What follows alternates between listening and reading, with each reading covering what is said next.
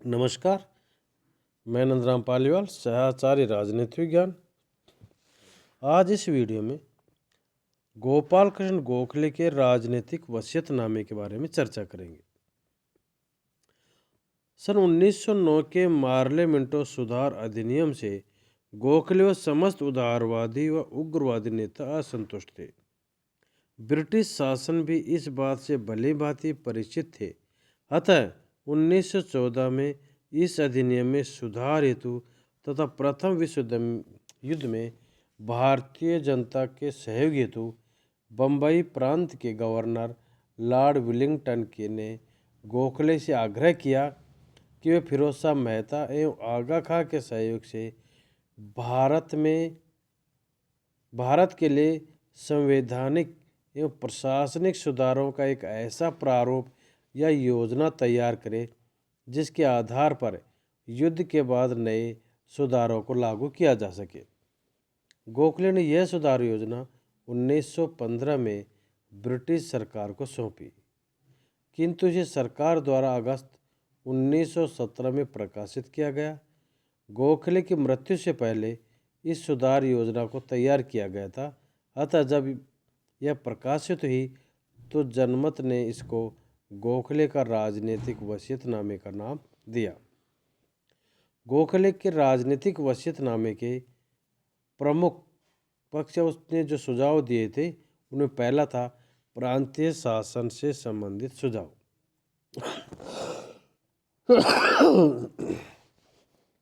गोखले प्रांतीय शासन में भारतीयों की अधिकाधिक भागीदारी सुनिश्चित करना चाहते थे, जिससे भारत में स्वशासन का आधार तैयार हो सके। इस संबंध में उनके कुछ सुझाव थे। प्रांतीय कार्यकारिणी। गोखले ने प्रांतीय कार्यकारिणी के संदर्भ में कुछ सुझाव दिए, जिनमें पहला था प्रांतीय कार्यकारिणी का अध्यक्ष गवर्नर हो और जिसकी नियुक्ति इंग्लैंड के द्वारा की जाए। गवर्नर की मदद के लिए कार्यकारिणी परिषद होगी, जिसमें कुल 6 सदस्य हों, जिनमें कम से कम 3 भारतीय हों। भारतीय परिषद में भारतीय नागरिक सेवा के सदस्य भी नियुक्त किए जा सकते हैं, किंतु उनके लिए स्थान आरक्षित नहीं किया जाए। प्रांतीय शासन के कुछ विभागों को उसके 6 सदस्यों में स्पष्ट रूप से बांटा जाए और इन्हें इनका प्रभारी बना जाए, जिनमें ये गृह, वित्त, शिक्षा, सिंचाई, सार्वजनिक निर्माण, स्थानीय प्रशासन, उद्योग और वाणिज्य। फिर प्रांतीय व्यवस्थापिका से संबंधित भी गोखले ने कुछ सुझाव दिए। प्रत्येक प्रांत की व्यवस्थापिका विधान परिषद की सदस्य संख्या 75 से 100 के तक होनी चाहिए। इसमें कुल 80% सदस्य विभिन्न निर्वाचन क्षेत्रों एवं विशिष्ट वर्ग द्वारा निर्वाचित होने चाहिए। मुसलमानों तथा अल्पसंख्यकों को इन विधान परिषद में विशेष प्रतिनिधित्व दिया जाए। 20% सदस्य सरकार द्वारा नियुक्त गैर सरकारी सदस्य होने चाहिए। ये सदस्य विशेषज्ञ होने चाहिए। प्रांतीय सरकार के पास राजस्व के कुछ स्रोत होने चाहिए, जिनमें मुख्य है भू राजस्व, आबकारी, वन, सिंचाई, स्टाम्प रजिस्ट्रेशन आदि। प्रत्येक प्रांतीय सरकार के लिए यह आवश्यक होना चाहिए कि वह निर्धारित किए गए अनुपात के अनुसार करों से प्राप्त अपने राजस्व का एक हिस्सा भारत की केंद्रीय सरकार को अंशदान के रूप में दे। प्रांतीय विधान परिषद को प्रांतीय विषयों पर कानून बनाने का अधिकार होना चाहिए। अब प्रांतीय कार्यपालिका एवं व्यवस्थापिका में संबंध। कार्यपालिका अस्तित्व भले ही प्रांतीय व्यवस्थापिका के विश्वास पर आधारित न हो, किंतु उसे प्रांतीय व्यवस्थापिका के प्रति उत्तरदायी बनाया जाना चाहिए। प्रांतीय कार्यपालिका द्वारा प्रस्तुत बजट एवं वित्तीय प्रस्तावों पर प्रांतीय व्यवस्थापिका की सहमति आवश्यक होनी चाहिए। प्रांतीय शासन का विकेंद्रीकरण। प्रांतीय शासन को जिला स्तर पर विस्तृत रूप से विकेंद्रीकृत किया जाना चाहिए और इसके लिए कुछ व्यवस्था की जाए। जैसे जिला स्तर पर परामर्शदात्री संस्था की स्थापना की जानी चाहिए। इस परिषद में आधे सदस्य जनता द्वारा निर्वाचित होने चाहिए। कलेक्टर को इस परिषद के परामर्श को मानना आवश्यक होना चाहिए ताकि जिले के प्रशासन पर लोकप्रिय नियंत्रण स्थापित हो। कस्बा एवं तालुका पर क्रमशः नगर परिषद और तालुका परिषद की स्थापना की जानी चाहिए तथा इन संस्थाओं को आत्मनिर्भर बनाया जाना चाहिए। ग्राम स्तर पर ग्राम पंचायतों की स्थापना की जानी चाहिए। इसमें निर्वाचित सदस्यों के अलावा कुछ मनोनीत सदस्य भी होने चाहिए। ये तो थे राज्य प्रशासन से संबंधित सुझाव। अब केंद्रीय शासन से संबंधित सुझाव। केंद्रीय कार्यपालिका। केंद्रीय शासन का अध्यक्ष वायसराय होना चाहिए। शासन में उसकी मदद के लिए उसके कार्यकारी परिषद अर्थात वायसराय की परिषद कार्यकारी परिषद होनी चाहिए। इसमें कुल 6 सदस्य होने चाहिए जिनमें कम से कम 2 भारतीय होने चाहिए। वायसराय की कार्यकारी परिषद को कुल 6 विभागों का प्रशासन करना चाहिए। आंतरिक विभाग, वित्त, विधि, संचार, प्रतिरक्षा तथा विदेश विभाग। अब केंद्रीय व्यवस्थापिका। केंद्रीय व्यवस्थापिका को इंपीरियल लेजिस्लेटिव काउंसिल की जगह भारतवर्ष की विधानसभा का नाम दिया जाना चाहिए। इसकी सदस्य संख्या 100 की जानी चाहिए। केंद्रीय विषयों के शासन में केंद्रीय विधानसभा की भूमिका में प्रभावशाली वृद्धि की जानी चाहिए। विशेषकर उसे रक्षा या वित्त के मामलों में अधिक अधिकार व शक्तियाँ प्राप्त होनी चाहिए। इसके अलावा कुछ अन्य सुझाव भी थे जिनमें पहला था भारत में संपूर्ण शासन का गठन एकात्मक शासन व्यवस्था के अनुरूप होना चाहिए, लेकिन प्रांतीय शासन पर केंद्र सरकार का नियंत्रण कम किया जाना चाहिए। प्रांतीय सरकार को निर्धारित अनुपात में अपने द्वारा एकत्रित राजस्व का एक हिस्सा भारत की केंद्रीय सरकार को अंशदान के रूप में दिया जाना चाहिए और यह व्यवस्था 5 वर्ष के लिए की जानी चाहिए और 5 वर्ष बाद इसमें उचित संशोधन किया जा सकता है। भारतीय शासन में मुसलमानों तथा अन्य अल्पसंख्यकों को पृथक निर्वाचन पद्धति द्वारा प्रतिनिधित्व दिया जाना चाहिए। भारत की सेना में भारतीयों को कमीशन यानी अधिकारी पद प्राप्त होने के अवसर प्राप्त होने चाहिए और इस उद्देश्य से भारतीयों के लिए प्रशिक्षण की विशेष व्यवस्था की जानी चाहिए। इंग्लैंड स्थित भारत मंत्री की परिषद समाप्त की जानी चाहिए। भारत मंत्री का पद बना रहना चाहिए किंतु उसके अधिकारों में पर्याप्त कमी की जानी चाहिए।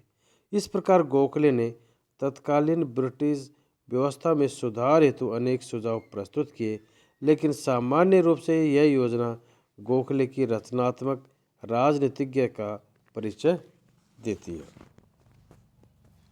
अब गोखले का राजनीतिक का आध्यात्मिकरण। गोखले के राजनीतिक आध्यात्मिकरण के स्वरूप को सर्वेंट्स ऑफ इंडिया सोसाइटी के संविधान में घोषित सदस्यों के प्रस्ताव के अंतर्गत हम देख सकते हैं। गोपाल कृष्ण गोखले ने सर्वेंट्स ऑफ इंडिया सोसाइटी की स्थापना की थी।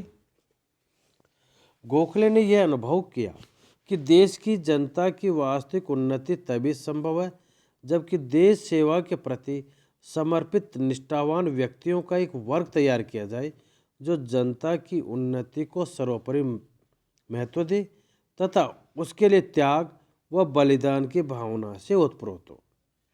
इस उद्देश्य की पूर्ति के लिए गोखले ने 1905 में सर्वेंट्स ऑफ इंडिया सोसाइटी की स्थापना की। जिस समय गोखले ने इस संस्था की नींव डाली, कांग्रेस की स्थापना को 20 वर्ष हो चुके थे।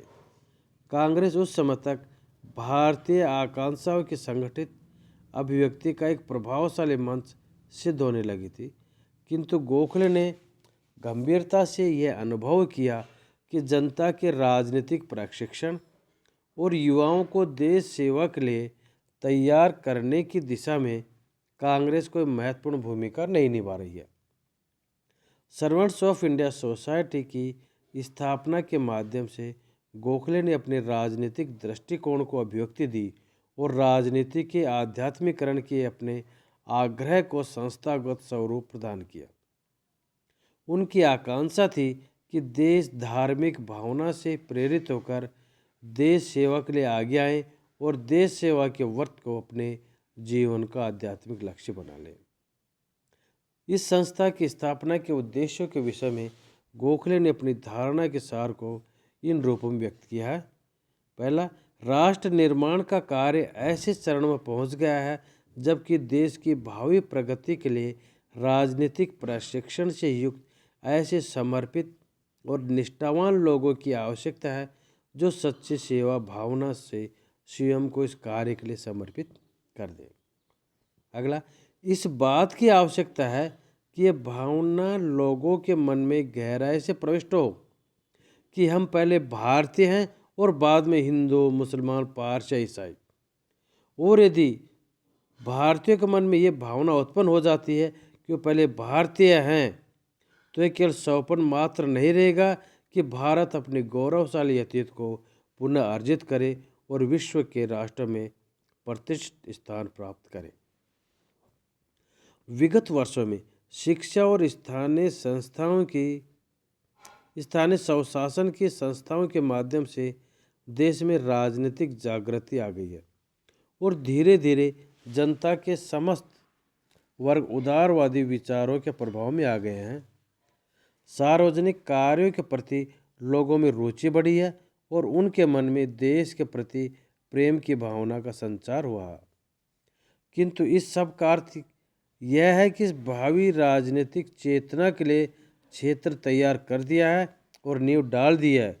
इस पर राष्ट्र की उन्नति का भवन अभी तैयार किया जाना है और इस महान कार्य के लिए कार्यकर्ताओं के समर्पण और बलिदान की आवश्यकता है। यह निसंकोच स्वीकार किया जाता है कि ब्रिटिश संपर्क भारत के लिए दैवीय वरदान सिद्ध हुआ है।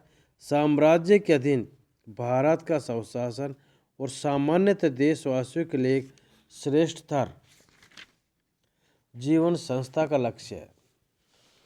इस लक्ष्य की प्राप्ति वर्षों तक धैर्यपूर्ण परिवर्तनों और बलिदानों के बिना संभव नहीं है। अगला, इस कार्य में सफलता तभी संभव है जबकि पर्याप्त संख्या में देशवासी आगे बढ़कर धार्मिक भावनाओं से इस कार्य के प्रति स्वयं को समर्पित कर दे। सार्वजनिक जीवन का आध्यात्मिकरण आवश्यक है। समस्त भावनाओं की अपेक्षा देश के प्रति प्रेम को हृदय में सर्वोपरि स्थान दिया जाना चाहिए। एक ऐसी देशभक्ति की आवश्यकता है जो किसी भी समय मातृभूमि के लिए बलिदान करने के लिए प्रेरित करे। एक ऐसे निर्भय और दृढ़ आत्मविश्वास की आवश्यकता है जो इस दिव्य कार्य में आने वाली किन्हीं भी खतरों और कठिनाइयों से विचलित नहीं हो। सर्वेंट्स ऑफ इंडिया सोसाइटी धार्मिक भावना से अपने जीवन को देश की सेवा के प्रति समर्पित कर देने के लिए व्यक्तियों को प्रशिक्षित करेगी और जनता के राष्ट्र हितों को समस्त संवैधानिक साधनों से प्रोत्साहित और समृद्ध करने का प्रयत्न करेगी। संस्था के संविधान में घोषित किया गया कि उसके सदस्य मुख्यतः अपने प्रयत्नों को निम्न प्रकार से लगाएंगे। पहला, जनता में विचारों और स्वयं के उदाहरणों से के माध्यम से मातृभूमि के लिए गहनतम प्रेम की भावना उत्पन्न करना और इसके लिए सेवा व बलिदान के लिए तत्पर रहना।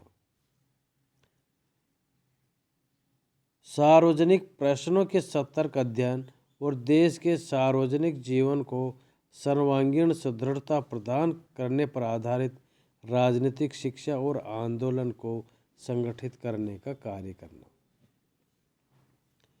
विभिन्न समुदायों के मध्य सौहार्दपूर्ण संबंधों, सद्भाव और सहयोग को प्रोत्साहन देना।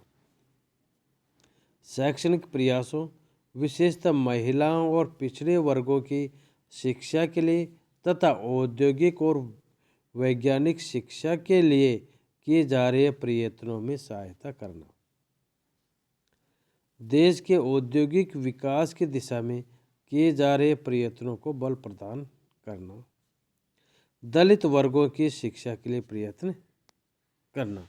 तो ये था गोखले का राजनीतिक आध्यात्मिकरण।